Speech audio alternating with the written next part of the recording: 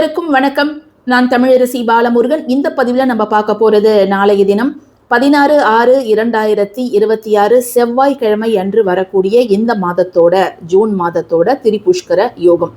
First எல்லாம் நம்ம சேனல்ல மாதத்தோட முதல் வாரத்துல எல்லாருமே இந்த மாசத்துக்கான அபிஜித் நட்சத்திர நேரம் எப்போ அல்லது மைத்ரேய முகூர்த்தம் நேரம் நாள் எப்போ அப்படின்னு கேட்பாங்க. ஆனால் இப்போல்லாம் திரிபுஷ்கர யோகம் எப்போ வருது அப்படின்னு கொஞ்சம் முன்கூட்டியே எங்களுக்கு சொல்லிடுங்க அப்படின்னும் கேட்குறாங்க.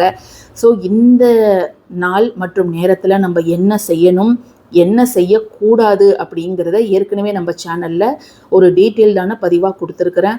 கீழே டிஸ்கிரிப்ஷன் பாக்ஸில் நீங்கள் செக் பண்ணி பாருங்கள். அதோட லிங்க்கையும் நான் ஷேர் பண்ணுறேன். தேவைப்படுறவங்க அதை பாருங்கள். ஏன்னா சிலவற்றை நாம் செய்யணும் அப்படிங்கிற அந்த ஒரு காலகட்டம் இருக்கும் இல்லையா, அதில் நம்ம அதை செய்கிறோமோ இல்லையோ, எதெல்லாம் செய்யக்கூடாது அப்படிங்கிறத நம்ம தெரிஞ்சுக்கணும். ஏன்னு கேட்டிங்கன்னா, அந்த செய்யக்கூடாதவற்றை அந்த நேரத்தில் செய்யும்பொழுது மீண்டும் 3 முறை நடக்கக்கூடிய சாத்தியக்கூறுகள் அப்படிங்கிறது ஏற்படும். அதனால் என்னெல்லாம் செய்யக்கூடாது அப்படிங்கிறத அந்த பதிவை நீங்கள் பார்த்து தெரிஞ்சுக்கோங்க. நாளைக்கு எப்போ இந்த திரிபுஷ்கர யோகம் ஆரம்பமாகிறது அப்படின்னு பார்த்தீங்கன்னா, நாளை மாலை 4:12 மணிக்கு 4:12 PM ஆரம்பித்து இரவு 12 மணி வரைக்கும் கூட இருக்குது. 12 மணியை தாண்டி கொஞ்சம் நிமிடங்கள் இருக்குது. 4:12 மணிலேருந்து இரவு 12 மணி வரைக்கும் இருக்குது. ஸோ நாளைக்கு என்னெல்லாம் நீங்கள் வாங்கணும்னு நினைக்கிறீங்களோ, தங்கமோ வெள்ளியோ அல்லது வீட்டுக்கு தேவையான ஏதாவது பொருட்கள் வாங்கணும்னு நினைக்கிறீங்களோ அல்லது ஏதாவது பட்டுப்புடவை வாங்கணும்னு நினைக்கிறீங்களோ தாராளமாக அதை வாங்கி கொள்ளலாம். அதே போல் ஒரு புதிய பேச்சுவார்த்தை, ஒரு வீடுக்கு அட்வான்ஸ் கொடுக்குறீங்க அல்லது ஒரு அக்ரிமெண்ட் போட போகிறீங்க அல்லது ஒரு அக்ரிமெண்ட்டில் கையெழுத்து போட போகிறீங்க, தொழில் சார்ந்த ஒரு பேச்சுவார்த்தை ஆரம்பிக்க போகிறீங்கன்னா நாளை நீங்கள் ஆரம்பிக்கலாம். அதே போல் தான தர்ம காரியங்கள், அதே போல் ஆன்மீக வழிபாடுகள் இதுவும் நீங்கள் அந்த நேரத்தில் தாராளமாக செய்யலாம். தங்கம் சேருவதற்கான மிக எளிய வழி என்ன அப்படிங்கிறத அந்த பதிவிலே நான் ஷேர் பண்ணியிருந்தேன். அதாவது வெற்றிலை மேலே ஒரே ஒரு வெள்ளி காயின் வச்சு அதில் மஞ்சளால் அதற்கு 27 முறை ஒரு குறிப்பிட்ட மந்திரத்தை சொல்லி நம்ம அபிஷேகம் செய்யணும் அப்படிங்கிறத நான் சொல்லியிருந்தேன். அதை தவிர்த்து மிக மிக பழமையான ஒரு தங்கம் நம்மிடம் ஈர்ப்பதற்கான, தங்கத்தை வசியப்படுத்துவதற்கான மிக சக்தி வாய்ந்த முறையை தான் இப்போ நம்ம பார்க்க போகிறோம். ஸோ இதில் நம்ம என்ன சொல்லியிருக்கிறோமோ அதை நீங்கள் அப்படியே ஃபாலோ பண்ணுங்கள். இந்த பொருள் இல்லை, அந்த பொருள் இல்லை, நான் என்ன செய்யறது அப்படிங்கிறத நீங்கள் சொல்லாதீங்க. நம்ம சொல்கிறதே இது நடக்குமா நடக்காதா அப்படின்னு பல பேர் சந்தேகத்தோடு கேட்குறாங்க. நீங்கள் இன்னும் அதுலேயே ஆல்ட்ரேஷன் பண்ணி நான் அப்படி பண்ணட்டா இப்படி பண்ணட்டான்னு கேட்டிங்கன்னா அது நமக்கு நாம் எதிர்பார்த்த அளவு பலன் கொடுக்காது. இது எல்லாமே நம்பிக்கையின் பொருட்டு நம்ம கடவுளை வேண்டி செய்கிறோம். அதனால் முழு நம்பிக்கையோடு நாம் சொல்வதை நீங்கள் அப்படியே செய்யும் பட்சத்தில் 100% உங்களுக்கு நல்ல பலன்கள் விரைவாக கிடைக்கும். இப்போ நாளைக்கு மதியம் அந்த மாலை நேரம் 4:12 மணிக்கு ஆரம்பிக்குதுன்னு சொன்னேன் இல்லையா, அதன் பிறகு நீங்கள் எப்போ வேணாலும் இந்த ஒரு வழிபாட்டை செய்யலாம். இருப்பினும் இரவு 8 to 9 செவ்வாய் ஹோரையில் முருகனை வேண்டி இந்த ஒரு வழிபாடை நீங்கள் செய்வது அப்படிங்கிறது முக்கியம். நிறைய பேர் தங்கம் நம்மிடம் சேர்வதற்கு குருவோட அருள் இருந்தால் போதும் அப்படின்னு நினச்சிட்டு இருக்கிறாங்க. பட் ஆனால் குருவோட அருள் சேர்ந்து நமக்கு முருகனுடைய அருளும் நிச்சயமாக வேண்டும் அப்படின்னு சொல்லப்படுது. ஸோ முருகனை வேண்டி இந்த ஒரு வழிபாட்டை இப்போ நீங்கள் நாளைக்கு செய்யலைனா கூட எந்த ஒரு செவ்வாய்க்கிழமை வேணாலும் இதை நீங்கள் தாராளமாக செய்யலாம். அல்லது குரு பகவானை வேண்டி வியாழக்கிழமையும் நீங்கள் இதை தாராளமாக செய்யலாம். ஏன்னா இப்போ நிறைய பேர் இன்றைக்கி மிஸ் பண்ணியிருப்பீங்க. எப்பயாவது நீங்கள் ஃப்யூச்சரில் இந்த பதிவை பார்த்துட்டு எப்போ செய்யலாம் அப்படின்னு உங்கள் ஒரு கேள்வி உங்கள் மனசில் எழும். ஸோ செவ்வாய்க்கிழமை செவ்வாய் ஹோரையில் செய்யலாம். வியாழக்கிழமை செய்கிறதா இருந்தால் நீங்கள் குரு ஹோரையில் நீங்கள் தாராளமாக செய்யலாங்க. சரி, இதற்கு தேவையான பொருட்கள் என்ன அப்படின்னு பார்த்தீங்கன்னா, ஒரு நல்ல நிலையில் இருக்கக்கூடிய தேங்காய் நல்லா அந்த மாதிரி அழகாக குடுமியோடு நீங்கள் எடுத்து வச்சுக்கோங்க.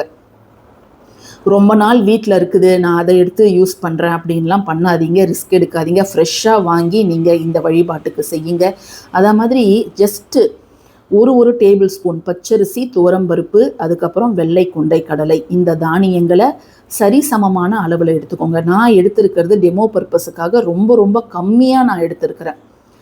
இதை வந்து நீங்கள் ஒரு 100 கிராம் எடுக்கிறதுனாலும் எடுத்துக்கலாம், அல்லது 1/4 கிலோ எடுக்கிறதுனாலும் எடுத்துக்கலாம். அது ஒவ்வொருத்தவங்களோட தனிப்பட்ட விருப்பம். ஆனால் நீங்கள் 1 டேபிள் ஸ்பூன் எடுத்தாலே அதுவே போதுமானதுங்க.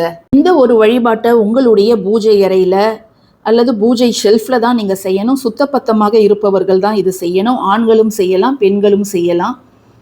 ஸோ இப்போ வந்து நம்மளுக்கு தேவை என்ன அப்படின்னு பார்த்தீங்கன்னா, ஒரு பித்தளை சொம்பு தான் எடுத்துக்க சொல்லியிருக்கிறாங்க. பட் பித்தளை பாத்திரங்கள் நம்ம எடுத்துக்கலாம். நீங்கள் இதை மாதிரி சந்தன கிண்ணம் எடுத்துக்கலாம், அல்லது இதை மாதிரி ஒரு பவுல் எடுத்துக்கலாம். நம்ம என்ன பண்ணணும் அப்படின்னு கேட்டிங்கன்னா, நாளைக்கு அந்த 8 to 9 செவ்வாய் ஹோரை நேரத்தில் நீங்கள் காலையில் குளிச்சிருந்தா கூட அந்த நேரத்துக்கு முன்பு முகம் கை கால்லாம் அலம்பிட்டு நீங்கள் நீட்டாக ட்ரெஸ் பண்ணிக்கிட்டு உங்கள் பூஜை அறையில் விளக்கெல்லாம் ஏற்றிடுங்க. நீங்கள் வெற்றிலை தீபம் அந்த நேரத்தில் ஏற்றுறீங்க, அல்லது பாலாடை தீபம் ஏற்றுறீங்க, எது நீங்கள் ருட்டீனாக ஃபாலோ பண்ணுறீங்களோ அதை வந்து நாளைக்கு நீங்கள் செய்யுங்க. செஞ்சுட்டு இந்த 3 தானியங்கள் இருக்குது இல்லையா, இந்த 3 தானியங்களை நம்ம ஏதாவது ஒரு இந்த மாதிரி இந்த பித்தளை பாத்திரத்தில் இதை ஒன்றா மிக்ஸ் பண்ணி போட்டுடுங்க. அதாவது செவ்வாய்க்கு உரிய தானியம் துவரை, குருவுக்கு உரியது கொண்டைக்கடலை, சந்திரனுக்கு உரியது இந்த பச்சரிசி. ஸோ இதை 3த்தையும் இப்படி முருகன் முன்னாடி படமோ சிலையோ ஏதோ ஒன்று அதற்கு முன்பு வச்சுட்டு இந்த தேங்காயை எடுத்து நம்ம இது மேலே இப்படி நிற்க வச்சிடணும். ஸோ இப்போ உங்களுக்கு தெரியும் ஏன் வந்து நம்ம இதை மாதிரி ஒரு பவுலை எடுக்கணும் அப்படிங்கிறது. அப்போ தான் தேங்காய் வந்து அந்த இரவு முழுக்க இப்படியே நிற்கணும்.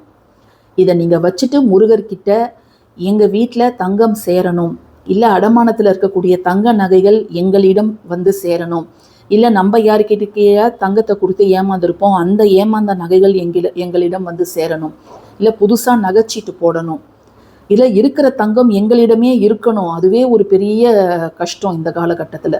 ஸோ அது எங்ககிட்ட இருக்கணும் அப்படிங்கிறத அந்த வேண்டுதலை நீங்கள் முருகர்கிட்ட நாளைக்கு வையுங்க. இதை நீங்கள் வச்சுட்டு நாளை இரவு செவ்வாய்க்கிழமை இரவு முழுக்க இது இப்படியே தான் இருக்கணும். ஸோ அதுக்கு தகுந்த மாதிரி நீங்கள் ஒரு பாத்திரத்தை எடுத்துக்கோங்க. நீங்கள் இதை மாதிரி தட்டெல்லாம் எடுத்திங்கன்னா தேங்காய் இப்படி நிற்காது, கீழே விழுந்துடும். ஸோ பித்தளை தான் நம்ம எடுக்கணும். அகல் விளக்கோ செராமிக்கு கிளாஸு எடுக்கக்கூடாது, பித்தளை தான் எடுக்கணும், பித்தளை தான் எடுக்கணும்.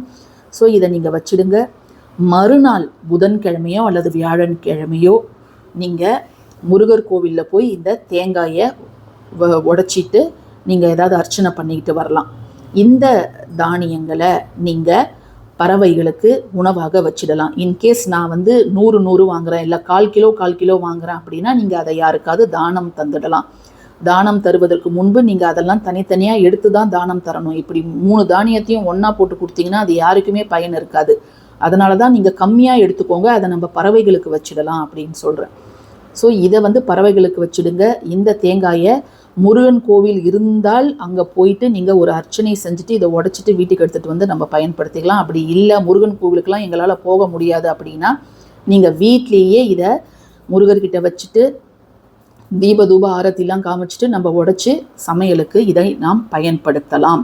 இது ரொம்ப ரொம்ப பழமையான ஒரு முறை, தங்கத்தை ஈர்க்கும் மிக சக்தி வாய்ந்த ஒரு முறை. ஸோ எந்த பொருளும் நாளைக்கு நாங்கள் வாங்கலை அப்படிங்கிறவங்களும், இல்லை நாங்கள் பொருள் வாங்குகிறோம் இருந்தாலும் இதை நாங்கள் செய்யலாமா அப்படிங்கிறவங்களும் தாராளமாக இதை நீங்கள் நாளை செய்யலாம்.